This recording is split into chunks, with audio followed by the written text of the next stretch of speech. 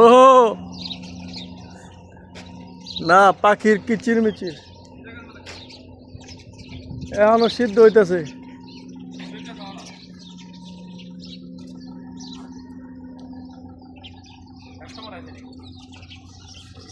আইসে একজনের কাছে চা পিচ্ছি, চা 3 রিয়ালের।